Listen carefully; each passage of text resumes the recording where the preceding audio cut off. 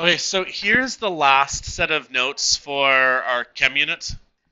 What I'd like to do today is I'm probably going to talk for most of the time here.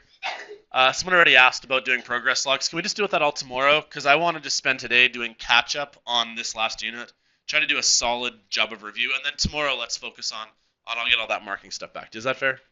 So I'd like to do some review to start, and then we'll go through today's last concept here. Okay. The whole point of this unit, this final unit, is on to try to figure out how things bond. Okay, why does matter stick together? It seems kind of silly, but imagine that you were in some sort of like silly cartoon show, and someone had like a special ray gun that disintegrates matter, and you just like fall apart into particles of nothing. Ever seen like a silly cartoon like that? Okay. If you had like one of those ray guns, what you'd really be doing is breaking all of the bonds within matter.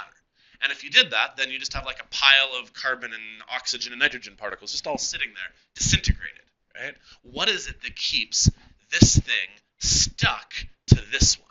Well, that's a very deep question. There's a lot of things to talk about there. The first thing we talked about, though, is that typically a bond is really electrons. Two electrons makes a bond. And whenever you see one of those like stick figures where there's like a ball, a stick between another ball like that, that's really not what's happening. You guys recall talking about this? The stick is really a couple of electrons, and the ball probably isn't even that large because you're really talking about a nucleus of an atom. Okay, let me just draw it out here. Actually, may as well do this proper. Do a new page. You ever see a picture that looks like this, where there's like this guy attached to this one, next attached to this one, attached to this one? That's not what we actually think it looks like, but it's a good representation of it. Really, if this was, say, NH3, ammonia, that's a good example. Really, this right here is two electrons. This right here is two electrons. This right here is really it's just a hydrogen nucleus. This is a nitrogen nucleus. So when we started this unit, we talked about how it's very hard to see bonds. How does a do you guys remember how an electron microscope works? What's the basic premise behind an electron microscope? What does it do? Right? And if the electrons either phase through or bounce off of an object, that's what gives you like a picture. Does that make sense? Sometimes there's a silly analogy of like if you were, say, a blind person, if you were to, say, throw a ball and it were to hit the wall and bounce back towards you, you would then know by virtue of it hitting something that there is something there. Right? Whereas if I threw a ball and it went through the open door and I don't hear it bounce back at me, then I know that there's obviously nothing there. Does that make sense? Well, here's the problem with looking for bonds with electron microscopes. Electron microscopes, by the way, are like the highest resolution microscopes we currently have. If you shoot an electron and try to hit another electron with it, that would be like a 1 in a billion chance of that happening. Does that make sense? Not only that, the way that electrons work is that as soon as you look for them, they're gone. Okay? For those of you who've done a little bit of physics or those who haven't, the basic premise is the only reason why we can see that something's there is that light bounces off of it and then it comes to your eyes. Okay? The reason I know Manya is there is because light is coming from there, bouncing off her sweater, and I see it. I perceive that. When light hits her, though, does she go flying across the room? Well, no. Light is relatively small, and she is large in comparison to it. Does that make sense? But let's say you were an electron. If another electron hits you, and then that electron then bounced to your sensor, by the time that happened, the electron's way somewhere else. Does that make sense? So it's very challenging for us to like see and know where bonds are. All we have is like our logical intuition, our best guesses, and whatever evidence tells us kind of makes sense. But we can't actually like see this. There's no Magic School Bus episode where they shrink down to the size of an electron. Does that make sense? So one of the first things we would have talked about then is how to figure out how many electrons something has in its shell. For example, like a dot diagram. Here's carbon. We know that carbon has 4 valence electrons, and so we draw its dot diagram like this. Or if I were to give you nitrogen, we know that nitrogen needs 5 valence electrons. We believe it looks something like this, where there's 4 orbitals, 4 different sides that it can go on. But as soon as like 4 have been used up, then the 5th one has to make a pair. Do you guys recall the terminology for what we call this versus this? What do you call this one? Let's start with this one here. What do you call this guy right here? Good. Yeah, bonding electron. And then this one right here is your lone pair. It's weird because the one that's alone is not actually this one's alone, but it's the bonding electron. This guy right here, then, we believe that these nitrogens in the two entangled electrons, if you know a bit about that physics, about how electrons, they have, one has like an up spin, one has a down spin, if I ever showed you guys that before. We believe these guys right here, they can't form bonds, they're stuck. But these guys right here, or these ones right here, they can form bonds. So a really common molecule then would be to attach another hydrogen, another hydrogen, another hydrogen, another hydrogen, and now this molecule right here hopefully makes sense that that's methane. Okay, we call that a Lewis dot diagram, or just a dot diagram, or just a Lewis diagram, whatever you call it. Okay, very basic, very plain. But I kind of suggested before, like I think my 5-year-old could like fit this stuff together. Literally, just think Lego pieces. And if you could like fit stuff together logically, and everything eventually has a full orbital shell, which is 8 electrons, or 2 electrons. These shared electrons here in the middle, that's what we consider to be a bond. Okay, overlapping regions of electrons are bonds essentially. Does that make sense? So that's like phase 1. Very, very basic fit Lego pieces together. Phase 2 then would be to say, well, let's stop drawing them with dots everywhere. Let's make it faster. Let's make them lines. Like for example, actually let's do this one here. Let's do methanol. Maybe if you have space, write methanol down. I think we can try this one. Do you guys remember the formula for methanol? CH3OH. That's methanol's formula. So one of the first questions you might have is why don't we just write it as CH4O? Right? Like why the heck is there 3 H's here and one more right here? But it's been written in this method to try to give us a bit of a glimpse as to how to fit the Lego pieces together. So if I were to like give the Lego pieces to my daughter, I'd say, well, let's start with carbon. Carbon is going to look like this. Then you need 3 hydrogens. Well, wouldn't it make sense to have one of them, say, go there, one of them go there, and one of them go there? There, that's 3 hydrogens around it. Then you need an oxygen. Oxygen, if you know what oxygen looks like, it's got 6 total electrons. So it's got 2 bonding electrons available. So maybe why don't I use one of them right here to bond there, and then the other one's just sitting there waiting. And then hopefully this kind of makes intuitive sense. Well, that's why we put the H at the very, very end, because this extra electron that's got there, well, let's put a hydrogen in. So we would call this still a Lewis diagram. Eventually, people got a little tired of drawing dots everywhere.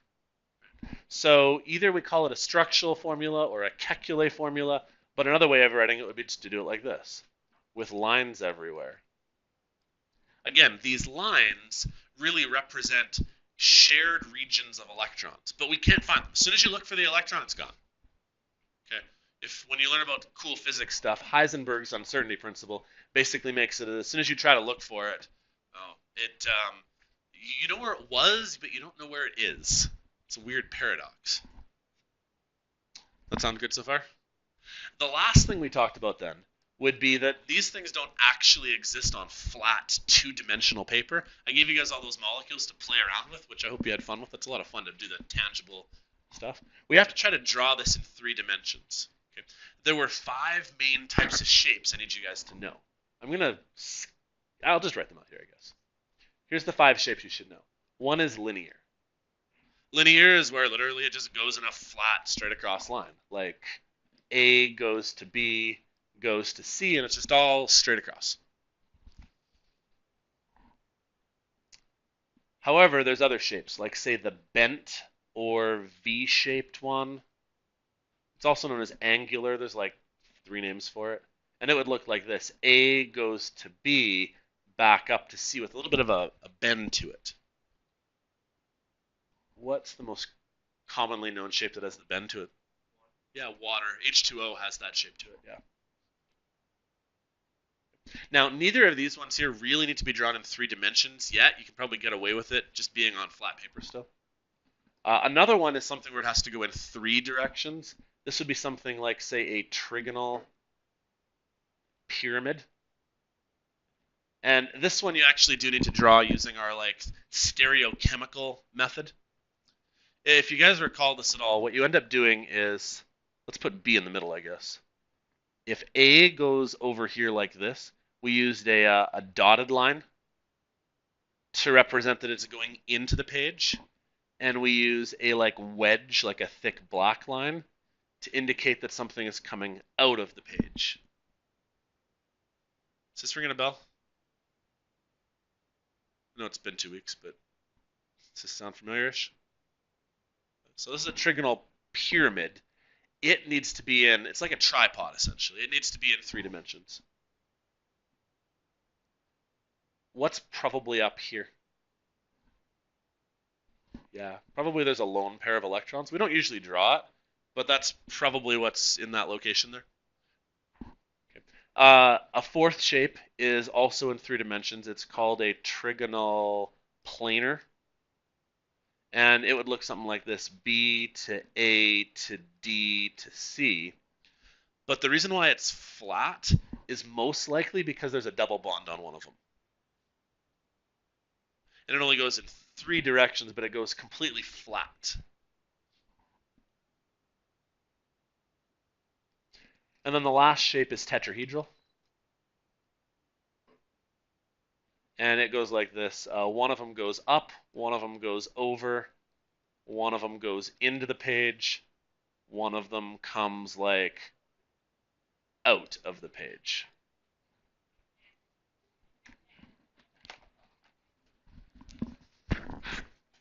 So before we left for our break,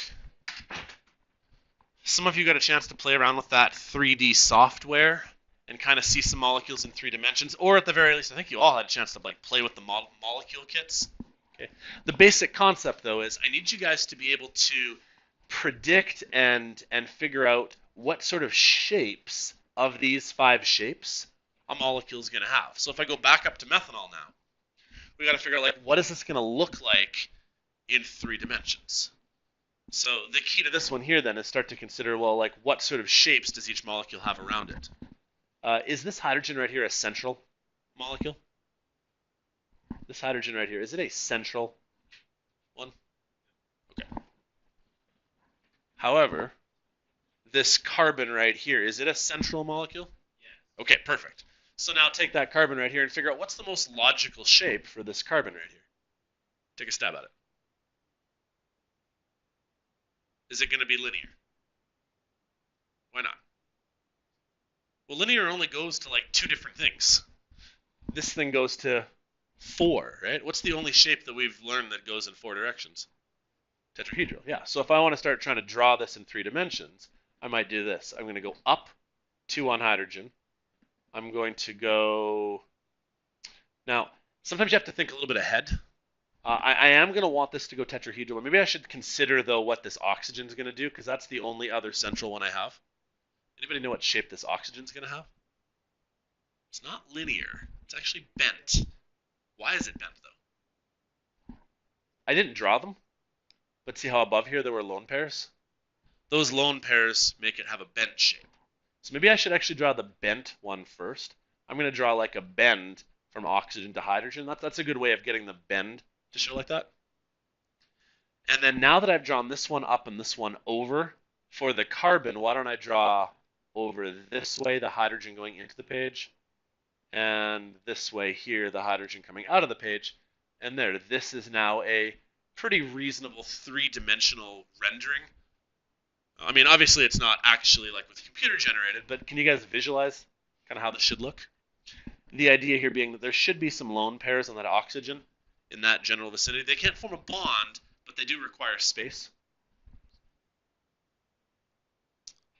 Sound good? Okay. With that as a review, let me pick up with the note where the notes start now. All of what I've previously been talking about is called an intramolecular bond. It's what keeps internally stuff stuck together. However, we also need intermolecular bonds, because it's what keeps this molecule and this molecule stuck together. We've got bonds inside of a molecule, and we've got bonds that keep this one, and this one clinging. Does that make sense what I'm saying here? I've actually got a photo somewhere here. Maybe I'm going to find it. This one here, this is a good one here. Found this one online. This is just like a single molecule. I don't know what the heck it is, but this is just a single molecule. See these little gray lines down here? Those gray lines are what we call intramolecular bonds. They are electrons. Does that make sense? But what keeps this molecule attached to other molecules like it? Like, say, right here. In this photo right here, all that's happened now is that more and more of them started to glob together and stick together. What keeps them together? Because really, that's what makes something a solid versus a liquid versus a gas. Does that make sense? If molecule A and molecule B have no reason to like cling together, it's a gas.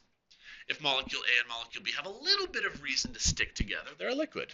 And if molecule A and molecule B are really, really attracted to each other, and eventually, like a snowball, I guess you start packing it together, eventually you get solid out of it. Does that make sense? That's my goal, and hopefully today I'll do a better job of explaining it. So, why don't I go back to this slide here, though? So, when it comes to our bonds, then, there's a bit of a continuum. Do you guys remember talking about electronegativity? That's the other thing I haven't discussed in terms of our review. Electronegativity basically is an affinity for electrons. By that I mean, like, how much does somebody want to win that fight? Okay, like, who wants it more? Who's like the king of the ring in terms of electron fighting? Who's the best at the periodic table at trying to steal someone's electrons? Fluorine. You guys recall this? Fluorine has been assigned an electronegativity of 4.0, meaning it always wants electrons. Okay? Which makes sense, right? Doesn't fluorine have one open spot for an electron? It would love to pick up one more. Okay? Oxygen's pretty high, chlorine's pretty high, whereas if you look on the other side of your periodic table, like sodium and lithium and potassium, they have electronegativities of like 0.9 or 1.1 or something like that. Monica, can I steal yours just since you have yours out here?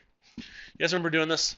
If you have your periodic tables nearby, it's this number right above the F or right above the Li. It's electronegativity. It tells you how much somebody wants to win in the electron fight. When I've been showing you guys these diagrams right here of that look like, say, this, or I don't know, let's just say this one right here. Keep in mind, this bond right here is 2 electrons. But those electrons aren't always equally shared. The electrons may be more likely to hang out by oxygen than by hydrogens because oxygen like wins the fight. And if it wasn't for that, I don't think like life and larger forms of matter would exist, because those slight discrepancies are what allow molecules to eventually start to cling together. Otherwise, literally everything in the universe would be a gas. Okay? And it's due to those electronegativity differences. So I've got a picture right here of kind of a spectrum. What we've got right here is ionic bonds. Okay? An internal intramolecular ionic bond has transferring of electrons, where really, like, in terms of the fight between sodium and chlorine, chlorine kicks sodium's butt and just takes its electron. So you don't get it anymore. Okay? Whereas you could have covalent bonds which have sharing of electrons, like, say, hydrogen and chlorine, HCl. I believe hydrogen is a 2.2 and chlorine is a 3.2. 3.2? 3.2. Okay. Whereas, let me do this other one here. Chlorine is 3.2, sodium is 0.9. Okay. So in terms of the difference between them here, sodium is not strong enough to keep up with chlorine. He just gives his electron away and says, here, have it. Does that make sense? Here in hydrogen and chlorine, though, the electronegativity difference is only 1 unit apart. So they share the electrons. But I think I gave the silly analogy of like my daughter sharing. This is where this is Kinsey and this is Cami. And they are sharing, with air quotes, their Christmas present they just got, right? But like really, we know Kinsey's taking it most of the time. And she'll let Cami have it a little once in a while. You get what I'm saying here? Okay. That's an unequal sharing of electrons. It's also possible to have exactly equal sharing of electrons. Like, for example, hydrogen bonded to hydrogen. Hydrogen bonded to hydrogen, who wins that fight? Nobody. It's exactly equal sharing. This actually helps to start explaining why hydrogen is a gas, because there's no discrepancy between it, and so there's no reason for this HH molecule and this HH molecule to be attracted to each other. You know what I'm saying there? So anyways, that's my point today. We're going to talk all about this here. Why does some matter stick together, and why does some matter not stick together? I mean, it's not really technical words, but eventually we want to talk about how things are going to clump together. Okay? And I don't think I can undersell this. If it wasn't for these slight discrepancies between molecules, there's no reason for this one and this one to stick together. And if they don't stick together, everything's a gas. And if everything's a gas, there's no liquids and solids, which means there's no life. You get what I'm saying here? Okay, let me move forward here. So here's a slide I have that just kind of hopefully re-summarizes what I've just said here. You need to know about the intramolecular and the intermolecular. Things that are within a molecule and things that keep multiple molecules attracted to each other. Here's something important to know. Intramolecular forces are actually stronger than intermolecular forces. And I'm going to show you that on another slide here. I've actually got a piece of evidence for why. But I need you guys to know that the intramolecular bonds, so that's either the covalent or the ionic, those are much stronger than the intermolecular forces.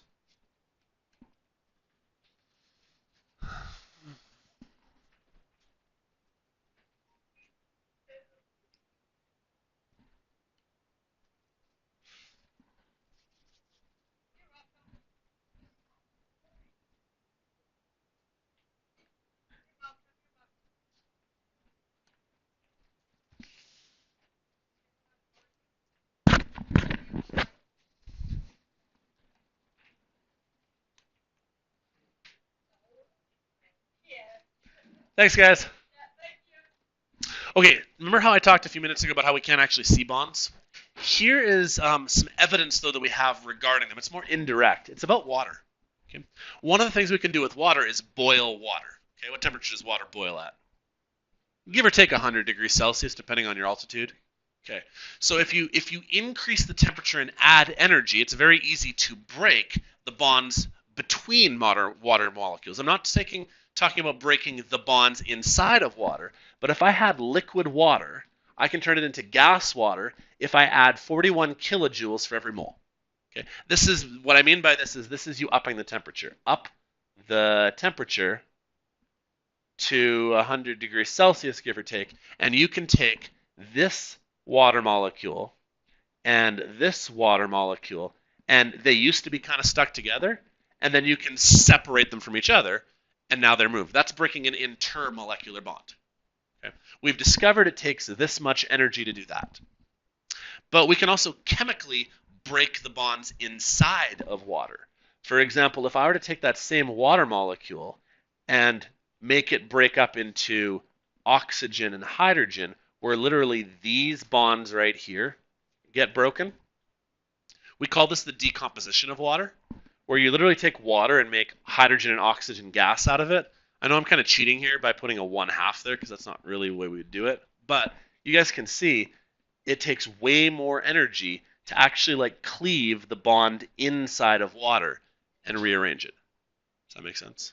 So that's the evidence we have. We know that the bonds within the internal bonds are much stronger than the bonds that keep multiple molecules stuck together, which is really good because go back to that cartoon ray gun I mentioned earlier that like disintegrates your enemies.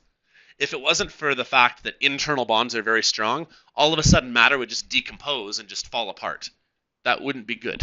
You get what I'm saying here? At the very least, what we have to have happen is have it go from solid to liquid to gas, and then maybe after that, then maybe we can decompose the molecules themselves. You get what I'm getting at here? But if all of a sudden, like your coffee cup were just to fall apart into a bunch of particles, that wouldn't be overly good. You get what I'm saying there? So we need to have those internal bonds to be quite strong. Okay. So here's a typical question I'm going to ask you guys to do when we eventually write a quiz. Okay. So I'm just going to hop right into one and just throw one at us. Here's our goal. We'd like to now take all of the information we've learned over the course of our unit and try to use it to make an inference and guess the approximate boiling point of molecules. Boiling point is a good indicator of how much energy it takes to break those intermolecular bonds. Not intramolecular bonds, but intermolecular bonds. Because the higher the boiling point, the more energy you need to separate these two molecules from each other. Does that make sense? So what I want to do now is I want to draw these four molecules. And we're going to try to draw them in 3 dimensions, and then we're going to make some inferences about which one we think is going to be the most likely to stick together and which ones are going to be the least likely to stick together. But like before we do anything, we got to be able to draw these guys. So let's get started. What is water going to look like? You've probably done this one before. Water is going to go H to O, back up to H, with a bend in it. That's water.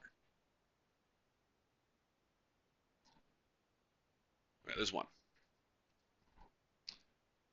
Carbon tetrachloride. Okay, well, carbon tetrachloride is going to need to be pieced together. Like you almost need to start at base level. Again, think of my daughter and some Lego blocks. What is a carbon? Looks like this. Tetrachloride. Tetra means, okay, so we're going to need 4 chlorines. I mean, eventually you get a little faster at this, and you go, well, okay, well, there's one that goes here. There's one that goes here. There's one that goes here. And one that goes here. There, that's carbon tetrachloride. What if I draw it in 3 dimensions? What shapes are it going to have? Yep, tetrahedral. So it'll look something like this. Carbon up to chlorine, over to chlorine, out to chlorine, into chlorine. Now, once we finish drawing all of these, we're going to start asking ourselves some questions. Should this molecule attract to other molecules like it or not? And I'll talk about the logic behind that in a bit. Let's do methane next. What does methane look like? What's methane's formula? How is that different than CCl4? Isn't it going to be the exact same thing? Only you're going to have carbon going up to hydrogen, over to hydrogen, out to hydrogen, into hydrogen. Like, won't these two guys be like literally the same as each other?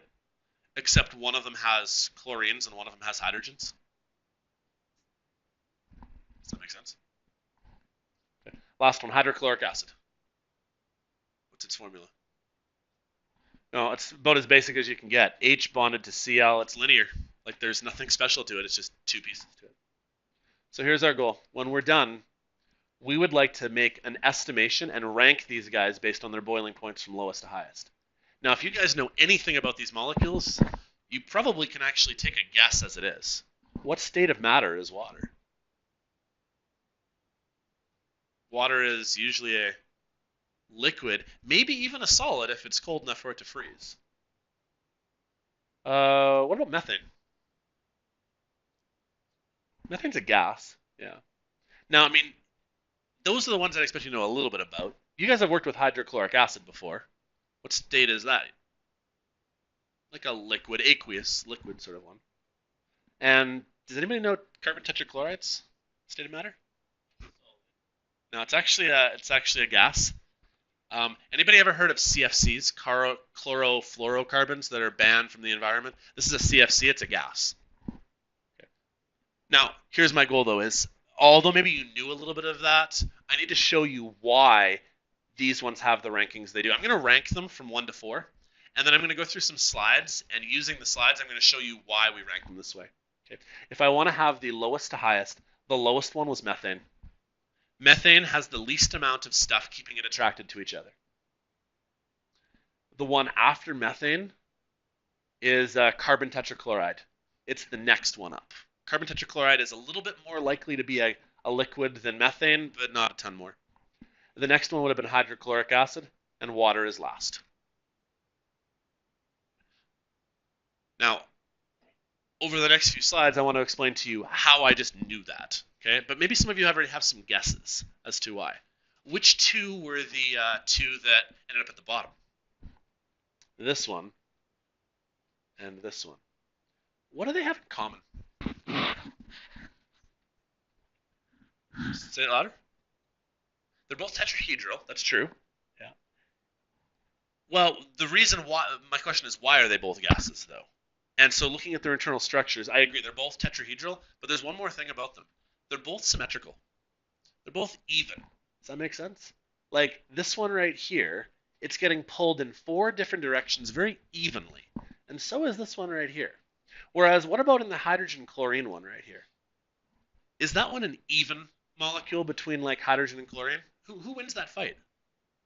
Chlorine does. I believe one of the things I showed you guys to do earlier is that we sometimes draw a little arrow pointing the way that polarity happens to be. And what's going to happen here is that this hydrogen chloride and another hydrogen chloride, what's going to happen is this hydrogen is going to be slightly positive, this chlorine is slightly negative. I showed you guys this little symbol here, this little like funny looking thing. It's a Greek letter. It means slightly. Hydrogen loses the fight to chlorine. And this hydrogen also right here loses the fight to chlorine. Well, what ends up happening is these two things right here, they now want to attract each other. And that's the reason why hydrochloric acid is a liquid, not a gas. It's due to the fact that it's not symmetrical. Because I want to look back at these guys right here. Who wins the fight between copper and chlorine? Well, chlorine wins, but this chlorine also wins, and this chlorine also wins, and that chlorine also wins. And it's like it's being pulled in 4 even directions. But you see how it kind of like, there's like a net balance to it? For those of you guys who've done a little bit of physics, if I ask you for like the net force on something, this guy's net force right here is 0, because everything exactly equals out in 3 dimensions. But this guy right here, there isn't like an equal symmetry to it. And so because the chlorine wins, these guys can start to line up. Does that make sense? So let me go through some of my slides that are after this, and I'm going to return to this one. Okay. So here's a cartoon I found that hopefully just re-illustrates what we're going for here. The idea here is interactions within a molecule versus interactions that keep molecules together. Anyways, you guys can read the silly little thing here. This one talks about an intramolecular force because these 3 guys right here are so stuck together that this one to this one, that's an intramolecular force. What we're talking about right here, the silly little one here, is that this guy right here and this guy right here, can you guys see how they're going to attract to each other? Because this guy right here that's negative and this one right here that's positive, they will suck together. Does that make sense? So here's my question. What would cause these molecules back here to stick together? And we've discovered that there's some evidence for why. Okay. I want to actually start with the halogens. Okay. You guys have a periodic table in front of you. I want to focus on 3 halogens: chlorine, bromine, and iodide. Okay. Chlorine, if I were to draw out chlorine would look like this. Chlorine, 1, 2, 3, 4, 5, 6, 7. 1, 2, 3, 4, 5, 6, 7. If I were to try to figure out how chlorine bonds, basically these guys are going to suck together, and it's going to give you chlorine bonded to chlorine, which we call Cl2. Actually explains why chlorine is diatomic.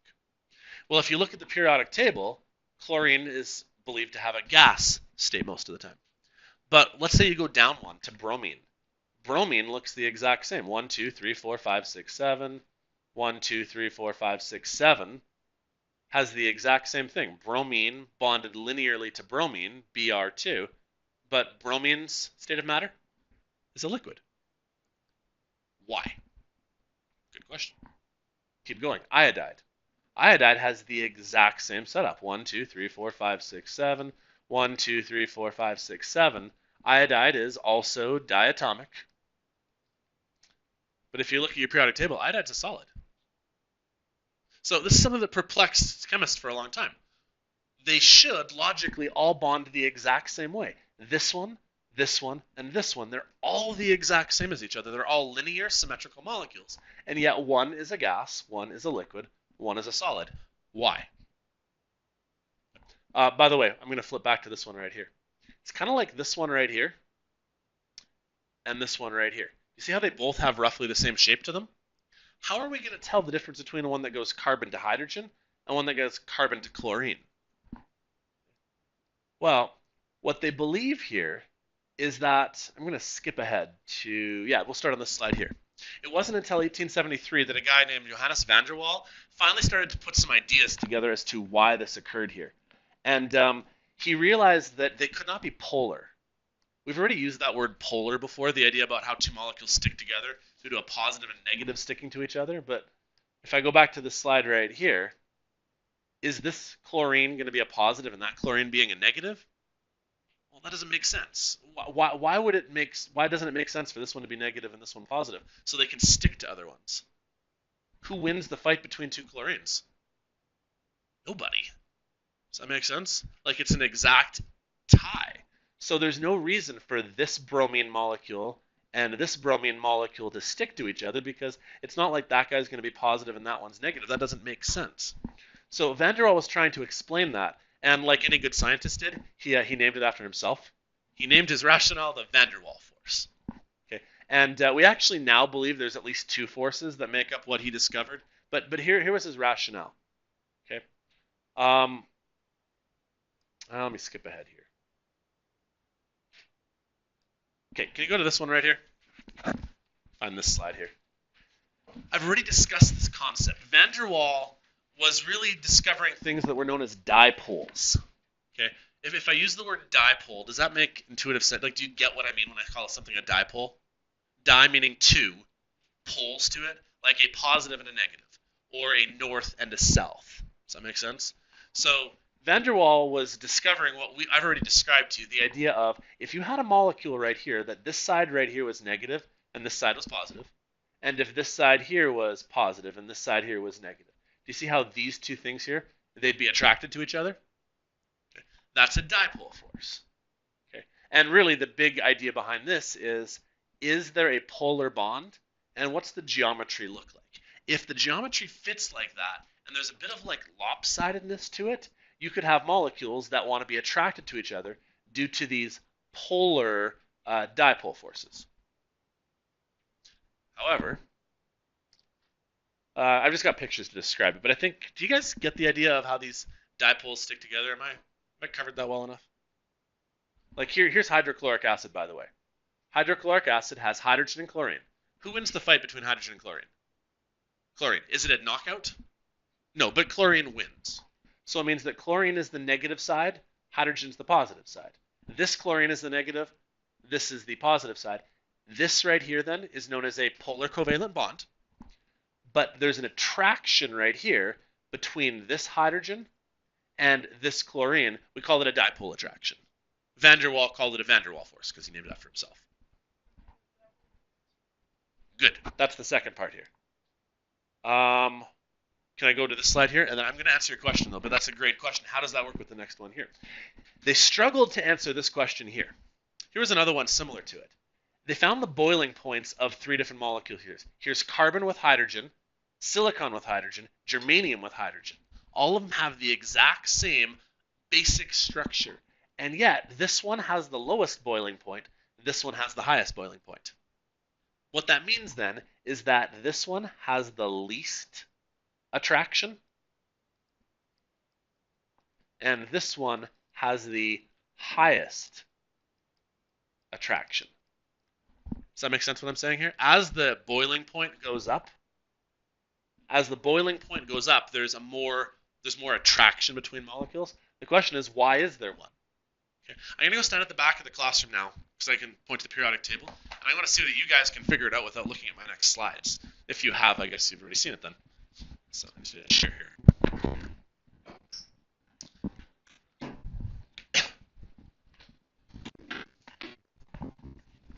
So you guys can see it here. Chlorine has the least amount of attraction force. It's a gas. Go down one. Bromine has a little bit more. Go down one more. Iodide has a little bit more. Use the exact same logic here. The carbon, silicon, germanium. Here's carbon. Here's silicon. Here's germanium. Doesn't there seem to be a pattern here? As you go down the periodic table, there seems to be more force of attraction. What is the only difference then between carbon and silicon? Well, okay, not the only difference, but what are some of the differences between carbon and silicon? Okay, there's more protons. That's excellent. But you know what also comes with more protons? More electrons. So that one more time. Although carbon to silicon to germanium, they have more protons. But more importantly, as you go down the periodic table, if you get more protons, you also get more electrons. Isn't electrons basically the entire thing we're talking about this unit here? The more electrons you have, it seems to be a pattern. If you have more electrons, there's more ability to stick to each other.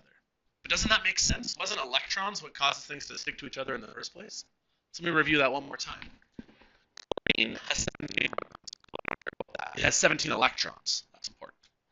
Bromine then has 35 electrons. It has way more electrons. Iodide has 53 electrons. As an increase in electrons, it seems to be a pattern that it causes things to want to stick together more, hence the gas, liquid, solid, or the lowest boiling point up to the highest boiling point.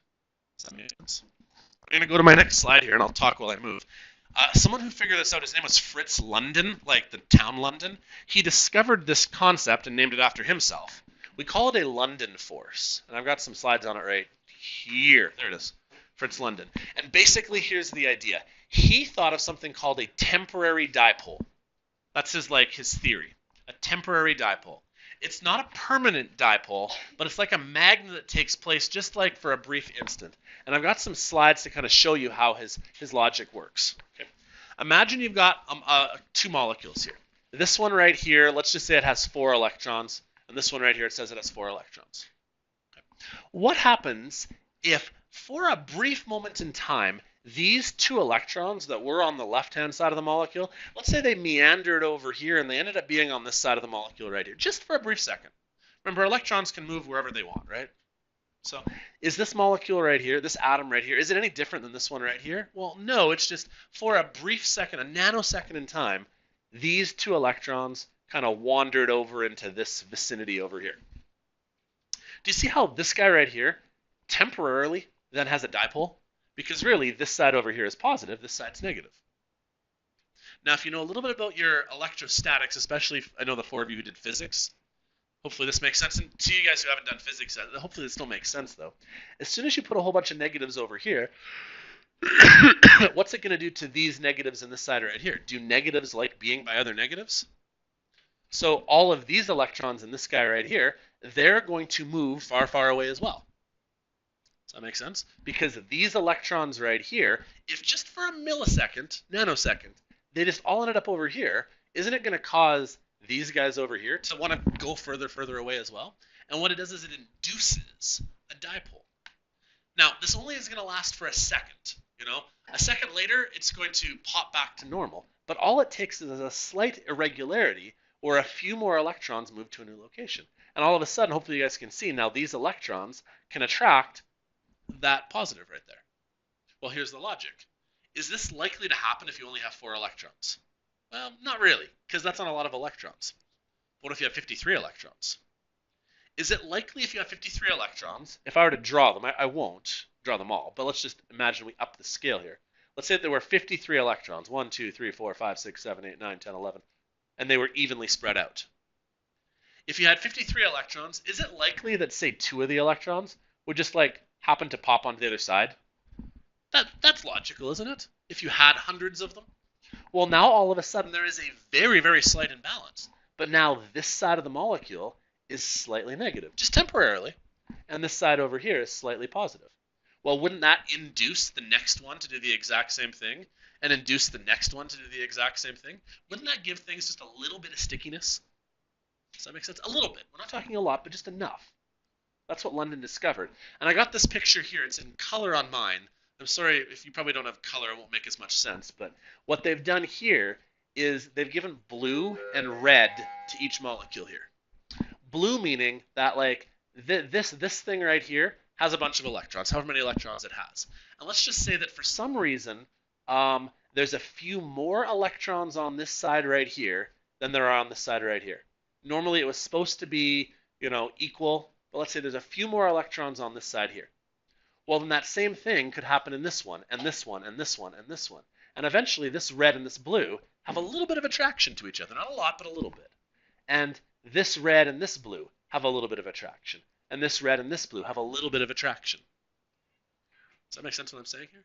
But the basic premise is this is only going to work if you have lots of electrons. If you have 5 electrons, the probability of all 5 electrons going to one side of the molecule, I think is pretty low. Does that make sense? But if you have 110 electrons, the chances of there being 60 on one side and 50 on the other, that could happen. You know what I'm saying here? So here's what London basically discovered. Do I have it written out here? Here, this is what we need to focus on here. What London basically discovered is that the strength of his London force is directly related to the number of electrons. The more electrons you have, the more likely things are to create those brief dipoles and then stick together. Which makes a lot of sense now. Chlorine only has 17 electrons. It's a gas. Bromine has 35 electrons. It's more likely now for those electrons to end up on one side of the molecule, just briefly, and gives that little bit of stickiness. It's like a temporary magnet. Does that make sense? Let me go back to the slide I just talked about here then. The very, very first one. Sorry if you guys want a second to flip back. Here's water, or sorry, here's methane, and here's carbon tetrachloride. How did I know which one was going to be better? Well, it was this guy right here. Because I know that hydrogen brings 2 electrons each, but I know that chlorine brings 17 electrons each. So if I were to do an electron count here, they both have a carbon, right? So that's kind of consistent. This brought 2, 4, 6, 8. So there's 8 electrons on the periphery of these ones right here. Well, this brought 17, 34, something. 17. You guys know what I'm saying here, though? And so since this one is bringing more electrons, I know that in the ranking scheme, methane is below carbon tetrachloride because this one right here has more electrons to it. Does that make sense? Then, for the other ones then, I knew that water and hydrochloric acid were the last two because, first of all, they're not symmetrical, right? These guys right here might have temporary dipoles, whereas this water molecule right here, let me redraw it again here. Water has a permanent dipole, okay? In terms of like who wins this fight, there's always a negative on this side right here and a positive on this side right here. The rationale is that oxygen wins this fight, and oxygen wins this fight right here. But is it like balanced? Is there like a symmetry to it that cancels each other out?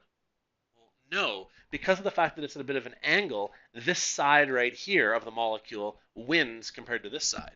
But that's like an always dipole. Does that logic make sense? So because these guys right here have always dipoles, they had to go last. Because these guys right here didn't really have a dipole, but only could have one due to like lots of electrons, they went first. Does that logic make sense at all? Okay. Well, that takes me to my last little bit here then. So what we just talked about here then is we call them the van der Waals forces, but it didn't explain everything.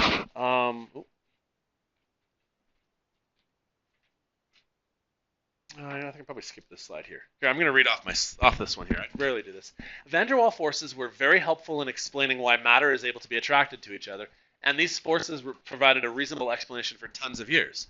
But in the 1920s, there was another intermolecular force discovered which helped describe things even better, and it has to do with hydrogen. Okay, it's called a hydrogen bond. What I want to do is I want to draw a picture of water. Here's H to O to H. Here's water. Who wins the fight between oxygen and hydrogen for its electrons? Oxygen does, right? So let's pretend that these electrons right here, if I were to draw that line, maybe rather than drawing it like, let me erase it. Rather than drawing that line right in the middle, maybe it's more appropriate for me to draw the line like right there. You get what I'm saying there? Is that like oxygen is really stealing all of the electrons. I want to focus on what's left for the hydrogen then. What does hydrogen consist of? Well, if we were to talk about hydrogen, hydrogen consists of 1 proton and 1 electron. Right? Isn't that what hydrogen's made out of? 1 proton and 1 electron? Where is hydrogen's 1 electron now? Well, somewhere in there, right? Hydrogen had 1 electron, and it more or less gave it away to oxygen. It didn't entirely give it away. It's still sharing in the same way that Kinsey and Cami share. Right? But really, what I'm trying to get at is what's left for this hydrogen right here? Just a proton. Just a single proton. That's all that's left. Does that make sense? There's not 3 protons and 9 electrons left. There's not 4 protons and 6 electrons left. You get what I'm saying? When hydrogen gives away its only electron, hydrogen is like so generous, but it's also really poor. Does that make sense? Let's say chlorine gives away an electron. It has lots left. You get what I'm saying? Let's say that oxygen gives away its electron. It has lots left. Say hydrogen gives away its electron. It has nothing left. Does that make sense? And because of that, when hydrogen gives away its only electron, really this H right here, we shouldn't call it a hydrogen. We should really call it a proton. Like P plus sometimes I would use as notation, right? What I'm really saying is that there's an oxygen right here, there's a bond to a proton, and a bond to a proton. Isn't that a little bit different than other things? Isn't that like very special and unique? That only is going to occur for hydrogen? Does that make sense? If I were to try to draw the exact same molecule and I were to do oxygen to chlorine and oxygen to chlorine, it works almost the exact same way. Except when chlorine gives away one of its electrons, this chlorine, there's lots of stuff left. Okay? And it's because of that, this is very unique, is that when you just have a proton left over, what ends up happening is other molecules like it can form what's called a hydrogen bond.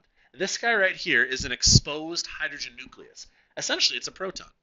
Well, you know what protons are really attracted to? Electrons.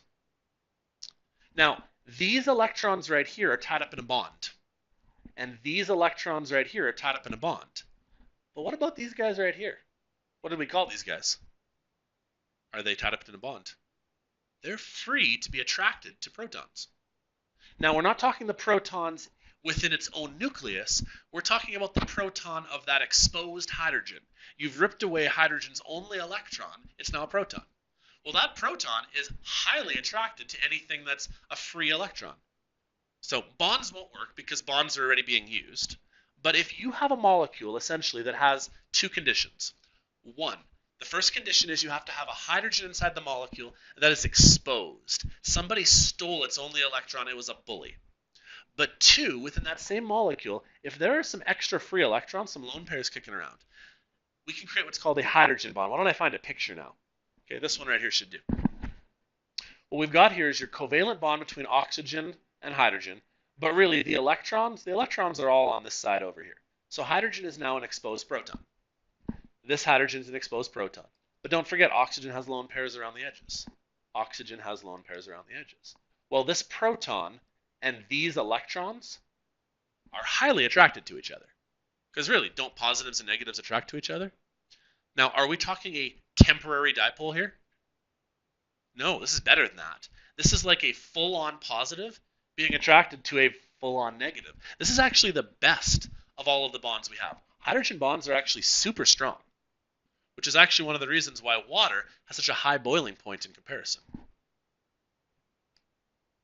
So, we call this thing the hydrogen bond then, but it's actually a very poorly chosen name, because when you call something a hydrogen bond, we usually assume that that means you're making a bond to hydrogen.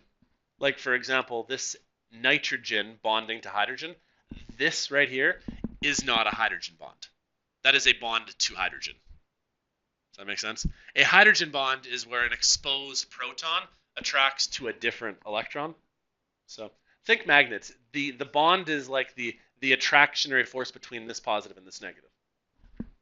So I want to go back now to finally finish this first question I showed you. Hopefully you guys were able to agree with me that the methane and the carbon tetrachloride were the lowest. They had no reason to stick to each other. They are symmetrical molecules. There's no stickiness to them. There's no lopsided like polarity to it. But this one wins over this one because there's more electrons. Does that make sense? Well, now who wins in the fight between water and hydrochloric acid? Well, both water and both hydrochloric acid, they do have a bit of polarity to them. They have a little bit of stickiness on their own. However, water has extra special stickiness. Not only does water have a slight positive here and a slight negative here, but even better than that, this hydrogen right here is effectively a full-on positive. And these lone pairs on the oxygen are full negatives. And so that gives even more attraction. And that's why water is the highest on this list, because water has the ability to hydrogen bond. I'm going to flip ahead to one of my last slides because I've got a ranking system on here. Here's what we need to have you guys try to practice walking through. Find, oh my goodness, here it is. Find this slide right here, second last one. Here's the ranking system. If something has the ability to hydrogen bond, that's the strongest we know of. That is like a full positive and a full negative attracting each other. So I'm going to do a positive and a negative attracting each other. That is a decent amount of attraction. Then you've got dipole attraction. A dipole is where you have a slightly unsymmetrical molecule and it has a slight dipole attraction. We usually use these symbols right here. Hydrochloric acid was a good example of that. Hydrochloric acid. Who wins the fight? Chlorine. Well, that means that if chlorine is slightly negative here, and chlorine is slightly negative here, and hydrogen is slightly positive, you have that attraction there. Does that make sense? London forces, then, are where you get these temporary positive and negative attractions. And really, the only reason why they're temporary is because they have more electrons. It's like probability. The more electrons you have, the more likely it is for things to be stuck together. Okay? So based on all of this now, let's try one last question here. This is a very typical thing I'm going to ask you. I'm going to ask you to rank 4 molecules and try to figure out who has the lowest boiling point to the highest boiling point. Keep in mind, boiling point is a good way of trying to figure out whether or not there is stickiness. Okay, if you have a high boiling point, it means that there's a lot of reason for them to stick together. Does that make sense? So let's do the same thing we did last time. First thing we got to do is we got to draw all these molecules. So first we got to draw ammonia. Ammonia is NH3. So to get a bit of a mental picture of it, it's going to go nitrogen to hydrogen to hydrogen to hydrogen. And this is very important. It also has a lone pair.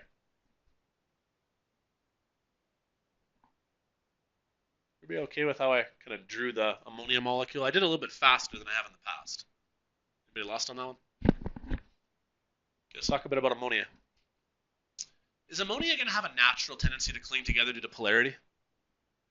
Is it completely symmetrical? It's not. No, because of the tripod shape to it, if it was exactly flat, it would be perfectly symmetrical. But due to that slight bend to it, ammonia will have a natural tendency to attract other ammonia molecules. Okay, that's good. Right? That's going to put it a little bit higher on our list. Let's try the next one. Phosphorus tribromide. This is going to take a little more time to work for. Phosphorus has 5 valence electrons, 1, 2, 3, 4, 5. I can actually have to see how this is going to fit together. Tribromide means you're going to have 1 here, and 1 here. So it looks like phosphorus tribromide is actually going to have the exact same shape as ammonia will. It's going to be P to Br to Br to Br with that lone pair. Same question as before. Phosphorus tribromide. Is it going to have a natural tendency to stick to itself? Is it going to have a slight polarity to it just on its own? Again, the answer is yeah. Right? Is this thing exactly symmetrical? Well, no. There's kind of like a net to one side or the other. I imagine that this side of the molecule is slightly negative, and this side over here is slightly positive. Because I know that bromine probably wins compared to phosphorus. That's my guess. All right, next one, methane. We've done methane a few times before. It looks like this. Carbon to hydrogen, to hydrogen, to hydrogen, to hydrogen. What's methane shape? Symmetrical? Actually, this one is, isn't it? Right? Because there's equal amounts pulling up, side, side, and side. Due to its like symmetry to it, who wins the fight between carbon and hydrogen? Isn't it carbon? But like, if this one wins, and this one wins, and this one wins, and this one wins, can you guys kind of visualize how like that's going to even out in the end? Due to that, this one right here does not have a natural tendency to even out. So if I had to compare this one and this one here, who's going to be likely to be higher in terms of forces? The ammonia. Does that make sense?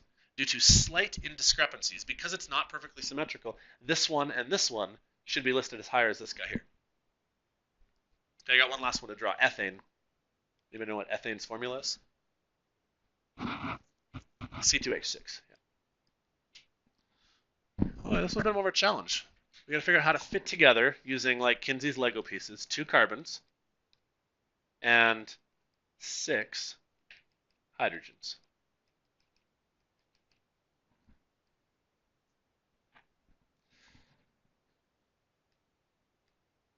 Sometimes just take some practice. Why don't I take this carbon and this carbon right here? Why don't I bond them together? You know what's really cool about this last part then? There's now 1, 2. Oops, not what I meant to do. 1, 2, 3. Well, hopefully you guys get the point. 4, 5, 6. There. This is what ethane is going to look like. 2 carbons to each other. And then once you do that, there's 1, 2, 3, 4, 5, 6 around the edges. Does that make sense? Great question. So now we got to start considering the shape to it, right? Because that is the whole point to this unit here. I'm going to speed up here. What sort of shape does it have? So let's focus on this carbon right here. How many bonds does that carbon make? So it's tetrahedral. So I'm going to draw it like this. Carbon to hydrogen to hydrogen to hydrogen. Then it bonds to a different carbon. And the other carbon over here, how many bonds does it have? Well, also 4, right? So up to hydrogen, out to hydrogen, into hydrogen. Is this thing going to have that sort of symmetry to it that we want, though? Okay. Who wins in this fight between carbon and carbon? Nobody. Who wins in the fight between this carbon and this hydrogen? Carbon does. Carbon does. Carbon does. Carbon does. Carbon does. Carbon does. Now, I haven't exactly drawn this like probably the best I could, but like think of like a net vector force. Can you guys kind of visualize how, like, in a way though, these guys are going to be symmetrical in a way, right? Doesn't this one right here kind of get counterbalanced by, like, say that one there, more or less? Doesn't this one right here get more or less counterbalanced by this one? Doesn't this one more or less counterbalance that one here? At the end of the day, it's more or less symmetrical. It's nowhere near as lopsided as this one is right here. So this one right here, in terms of what it's got, does it have London force? Does it have dipole attraction? Does it have hydrogen bond? That's what we got to consider. So now that I've drawn all 4 of these, 2 of them to me stick out, and it's methane and ethane. The reason why is that methane and ethane are both relatively symmetrical molecules, so they're going to be my lowest 2. They don't have any natural tendency to stick together. But how am I going to break the tie between the 2? Which one should be higher up? Well, the answer is methane will be lowest and ethane is next. And it's due to size of molecule. Who had more electrons? Well, the bigger molecule did, right? Didn't methane only have this much to it? CH4. Ethane was C2H6. You see how ethane is bigger? The bigger molecule has more electrons. The more electrons it has, the more likely it is to have a temporary dipole. That being said, you guys know the state of matter for ethane? It's still a gas. Does that make sense? So these 2 are our gases. Now for the hard part, these 2 things right here, they do have a natural tendency to be polar, but one of them wins. Okay. Now this is where I got to go back to a slide I skipped. So if you want to skip back here, where is it? Okay, hydrogen bonds can occur with fluorines, oxygens, and nitrogens, sometimes chlorines. So if you ever have a fluorine to hydrogen, an oxygen to hydrogen, or a nitrogen to hydrogen, you might be able to create those hydrogen bonds. Those are the only 3 things that seem to recognize that. So if I were to go back to my slide I was working on here, hopefully you guys agree, both of these molecules here have a bit of polarity to them. But this guy right here is going to be our winner because it can hydrogen bond. Can you guys visualize how it's going to hydrogen bond? What's going to happen here is this nitrogen to hydrogen to hydrogen to hydrogen, and another one just like it. What's going to happen is nitrogen, hydrogen, who wins the fight? Nitrogen. Hydrogen is now an exposed positive. This is an exposed positive. This is an exposed positive. This positive and that lone pair right there, they can attract each other. And so that's why this guy gets our winning ranking, because it can hydrogen bond. You guys able to follow that logic at all? Okay. This last unit is more or less, this last topic is really the unit in a nutshell. I'm going to let you guys go in 1 minute, okay? with your knowledge of how to build molecules and how electronegativity works, we can now try to explain why these two things do stick together and therefore are solid, and why these two things don't stick together and therefore are a gas. Okay? It takes some practice for sure. Like the more you do it, the more you're going to figure this out. But essentially, you got to think of the ranking system. Okay? First of all, is it symmetrical? If it is completely symmetrical, it doesn't really matter whether there's a polarity to it or not. It's going to be like a net neutral. But if it's not symmetrical, these molecules can stick together. Now, if they are symmetrical, even if they're not, we can always use London force as a tiebreaker. Because the more electrons you have, the bigger you are, the more likely you are to make those temporary dipoles. Okay? But if anything can hydrogen bond, that just pops right to the top of the list. Okay? But very, very specific bonds for hydrogen bonds. It has to be hydrogen bonded to oxygen, nitrogen, or fluorine, and you have to have a lone pair. If you don't have a lone pair, there's nobody for the positive proton to attract to. Okay. Final thought. What I was discussing, though, today was intermolecular bonds. You still should know about intramolecular bonds, which is your ionic or covalent bonding. Okay. So now there's like 5 things total to consider. Is it ionic? Is it covalent? And then after that, then is there London force? Is there dipole force? Is there hydrogen bond?